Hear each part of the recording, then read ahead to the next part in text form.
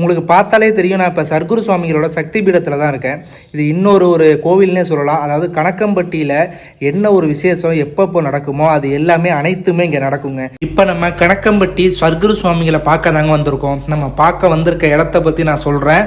இந்த இடத்துக்கு அவ்வளோ ஒரு பவர்ஃபுல்லான இடம், கண்டிப்பாக நீங்கள் வரலாம், எல்லாருமே வரணும்.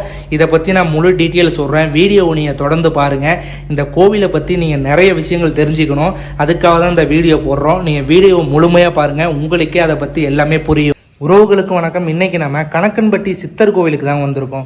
நீங்கள் நினைக்கிற மாதிரி நம்ம பழனிக்கு பக்கத்தில் உள்ள கணக்கன்பட்டி கோவில் கிடையாது. இப்போ நம்ம வந்திருக்க இடம் வடவாதிமங்கலம் அப்படிங்கிற ஊரில் உள்ள கேவிகே சூப்பர் மார்க்கெட்டுக்கு பின்னாடியே இருக்கிற கணக்கன்பட்டி சித்தர் கோவிலோட இன்னொரு பீடம்னே சொல்லலாம். அந்த இடத்துக்கு தான் நம்ம வந்திருக்கோம். இங்கே நம்ம வந்த காரணம் என்னன்னு பார்த்தீங்கன்னா, நிறைய பேர் பார்த்தீங்கன்னா கணக்கன்பட்டி சித்தர் கோவிலுக்கு போகிறதுக்கு ரொம்பவே ஆசைப்படுறீங்க.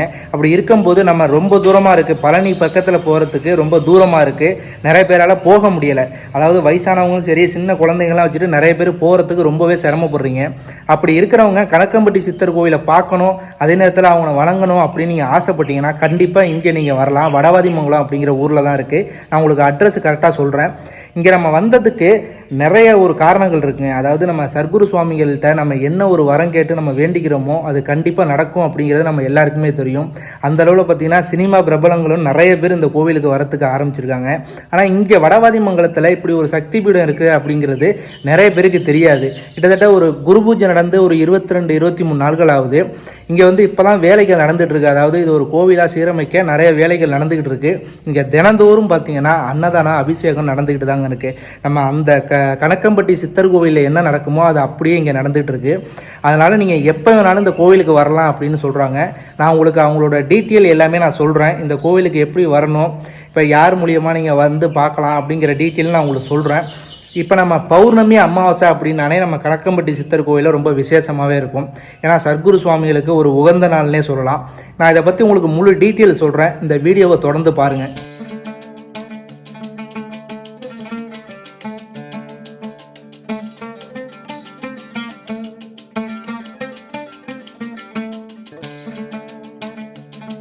கணக்கம்பட்டி சர்க்குரு சுவாமிகளை பற்றி நம்ம எல்லாருக்குமே தெரியும். அப்படி தெரியாதவங்களுக்கு நான் சொல்லிக்கிறேன்.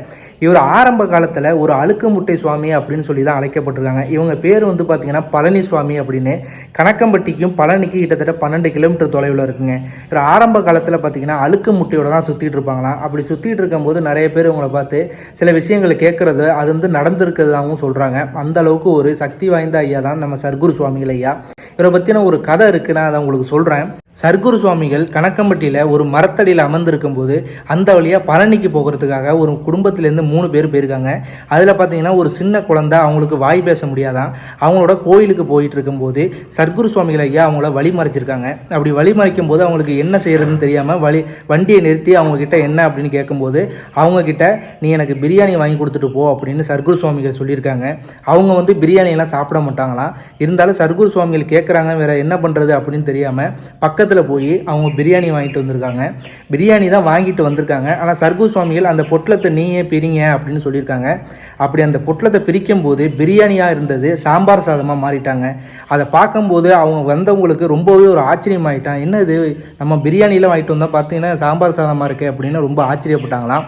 ஆச்சரியப்பட்டு என்ன பண்ணிட்டாங்களாம், சரி நாங்கள் கோவிலுக்கு போயிட்டு வரோம் அப்படின்னு சொல்லிட்டு கிளம்பிட்டாங்களாம்.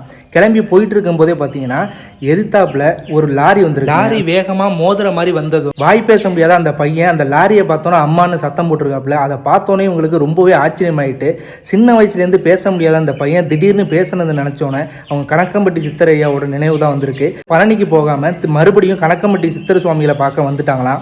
அப்படி பல அதிசயங்கள் நிகழ்த்தியவங்க தான் கணக்கம்பட்டி சித்தர் சுவாமிகள். இவங்களை நம்ம தேடி வந்தோம்னா நம்ம என்ன வரம் கேட்டு இந்த கோவிலுக்கு வரோமோ அது அனைத்துமே நடக்குங்க. நம்ம கேட்காத வரங்கள் கூட நடக்கும் அப்படிங்கிற அளவுக்கு ரொம்ப சர்க்குரு சுவாமிகள் அந்த அளவுக்கு சக்தி வாய்ந்த ஐயா தான். இவங்களை நம்ம தேடி நம்ம என்ன கேட்குறோமோ அது சீக்கிரமே நடக்கும். கண்டிப்பாக நம்பி நீங்கள் இங்கே வரலாம். நீங்கள் கணக்கம்பட்டி தான் போகணும் அப்படின்னு இல்லை. ஏன்னா கணக்கம்பட்டி ரொம்ப தூரமாக இருக்குது. நிறைய பேர் பார்த்தீங்கன்னா சர்க்குரு சுவாமிகளை பார்க்குறதுக்கு ரொம்ப ஆவலாக இருப்பாங்க. ஆனால் போக முடியாத சூழ்நிலை இருக்கும். அப்படி உள்ளவங்க தாராளமாக இங்கே வரலாம். நான் கணக்கம்பட்டி சித்தர் கோவிலுக்கு போகக்கூடாதுன்னு சொல்லலை. நிறைய பேர் பார்த்தீங்கன்னா போகிறதுக்கு சிரமப்படுறாங்க. அவங்களுக்காக தான். அப்படி இருக்கிறவங்களுக்கு கண்டிப்பாக நீங்கள் இங்கே வரலாம். ஆனால் சர்க்குரு சுவாமிகளை கணக்கம்பட்டியில் போய் பார்க்குறது இன்னுமே ஒரு அழகான விஷயம் தான். கண்டிப்பாக அது நிறைய நம்மளுக்கு பாசிட்டிவ் எனர்ஜி கொடுக்கும். ஏன்னா அந்த இடமே அப்படி அப்படியாப்பட்ட இடம் தான்.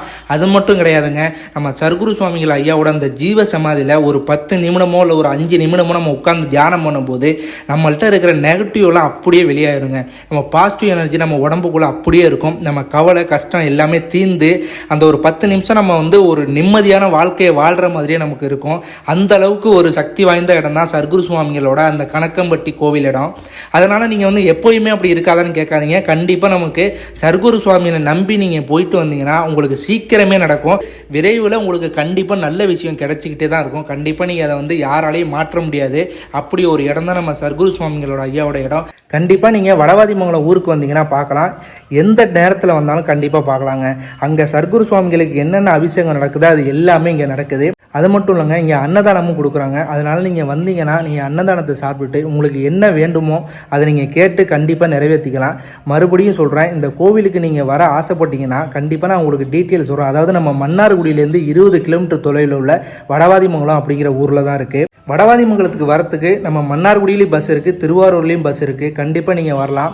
வடவாதிமங்கலம் அப்படிங்கிற ஊர் நிறைய பேருக்கு தெரிஞ்சிருக்க வாய்ப்பு இருக்கும். நீங்கள் பஸ்ஸில் வரதா இருந்தால் நீங்கள் மன்னார்குடியிலேருந்து இறங்கி வடவாதிமங்கலத்துக்கு நேரடியாக பஸ் இருக்குது, நீங்கள் கண்டிப்பாக வரலாம். அப்படி பைக்கில் வரதா இருந்தாலும் நீங்கள் மன்னார்குடியிலேருந்து நேராக லட்சுமாங்குடியிலேருந்து நேராக பார்த்தீங்கன்னா வடவாதிமங்கலத்துக்கு ரூட் அங்கே கேட்டாலே சொல்லுவாங்க. நீங்கள் ஒரு தடவை இங்கே வந்துட்டு போங்க. இப்போ வேலைகள் நடந்துக்கிட்டு இருக்குது, கோவிலுக்கான வேலைகள் ரொம்பவே முன்மரமாக நடந்துகிட்டு இருக்குது. இந்த கோவிலில் நீங்கள் சில பேர் டொனேஷன் கொடுக்க விரும்புனீங்கன்னா கண்டிப்பாக கொடுக்கலாம். அதை பற்றி ஒன்றுமே இல்லை. ஏன்னா இங்கே அன்னதானம் எல்லா நிகழ்ச்சியுமே இன்னும் வெகு விரைவில் சீக்கிரமாகவே நடக்க போகுது. அதனால் நீங்கள் கோவிலோட வேலை நடந்துகிட்டு இருக்கிறதுனால நீங்கள் உங்களால் முடிஞ்ச உதவிகளை கூட பண்ணணும்னு அவசியம் இல்லை. பண்ண விருப்பப்பட்டவங்க கண்டிப்பாக பண்ணலாம். அந்த மாதிரி நிறைய விஷயங்கள் இங்கே பண்ணிட்டு தான் இருக்காங்க. இந்த வீடியோ பார்த்த நீங்கள் கண்டிப்பாக எல்லாருக்குமே ஷேர் பண்ணி விடுங்க. ஏன்னா இங்கே வடவாதிமங்கலத்தில் நம்ம கணக்கன்பட்டி சித்தர் சுவாமிகளோட சக்தி பீடம் இருக்குது அப்படிங்கிறது நிறைய பேருக்கு தெரியலை. அப்படி தெரிஞ்சிச்சுன்னா எல்லாருமே இங்கே வருவாங்க. ஏன்னா நீங்கள் அவ்வளோ தூரம் பயணித்து போகிறதுக்கு ரொம்ப சிரமப்படுவீங்க. அதே காரணமாக நீங்கள் வச்சுட்டு நிறைய பேர் போகாமே இருப்பீங்க. ஆனால் சர்க்குரு சுவாமிகளை போய் பார்த்துட்டு வந்தீங்கன்னா உங்களுக்கு சிறப்பான விஷயங்கள் கண்டிப்பாக நடக்கும் அப்படிங்கிறது தாங்க எல்லாருக்குமே தெரிஞ்ச ஒரு விஷயம். அப்படி இருக்கிற நீங்கள் கண்டிப்பாக போகணும் ஆசைப்பட்டீங்கன்னா வடவாதிமங்கலத்துக்கு வாங்க. நீங்கள் எப்போ வேணாலும் வரலாம், எப்போ வேணாலும் நம்ம சர்க்குரு சுவாமிகளை அவர்கள் வணங்கிட்டு போகலாம். அதனால் எந்த ஒரு பிரச்சனையும் இல்லை. இந்த கோவிலில் வேறு என்னென்ன விஷயங்கள் நடக்க போகுது அப்படிங்கிறத நான் முழு டீட்டெயில் உங்களுக்கு நான் சொல்கிறேன். இந்த வீடியோ கொஞ்சம் லென்த்தாக தாங்க இருக்கும், இருந்தாலும் முழுமையாக பாருங்கள். ஏன் அப்படி சொல்கிறேன்னா, நம்ம சர்க்குரு சுவாமிகள் ஐயாவை பற்றி சொல்கிறதுக்கு இந்த ஒரு வீடியோவே பத்தாது. ஒரு நாள் முழுக்கதும் நம்ம பேசலாம். அந்த அளவுக்கு சக்தி வாய்ந்த ஐயா தான் நம்ம சர்க்குரு சுவாமிகள் ஐயா. இவங்களை பார்க்குறதுக்கு சினிமா பிரபலங்கள் ஏகப்பட்ட பேர் படையெடுத்து வராங்கங்க. அந்த அளவுக்கு மன நிம்மதியும் மன தைரியத்தையும் கொடுக்குற ஐயா தான் நம்ம சர்க்குரு சுவாமிகள் ஐயா. அது மட்டும் கிடையாது, மன கஷ்டம் எல்லாத்துக்குமே தீர்வு அப்படின்னா நம்ம சர்க்குரு சுவாமிகள் தான்.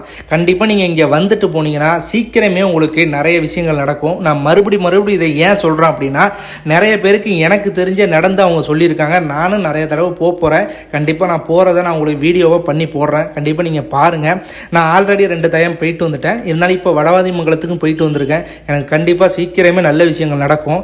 நீங்கள் இந்த வீடியோவை மறக்காமல் எல்லாருக்கும் ஷேர் பண்ணி விடுங்க. அப்புறம் இன்னொரு விஷயம் சொல்லிக்கிறேன்.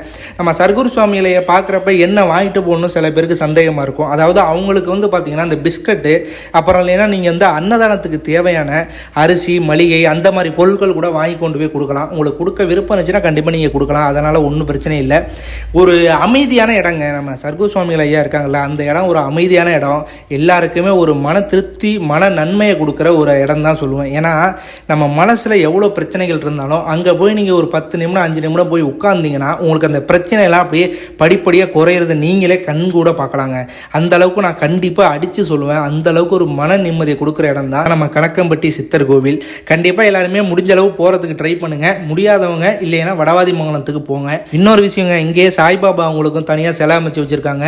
அவங்கள வழங்குறதுக்கு நீங்கள் போனாலும் கண்டிப்பாக போகலாம். வியாழக்கிழமை போனீங்கன்னா கொஞ்சம் விசேஷமாகவே இருக்கும். இந்த வீடியோ மூவியை பார்த்த பிறகு எல்லாருக்கும் ஷேர் பண்ணி விடுங்க.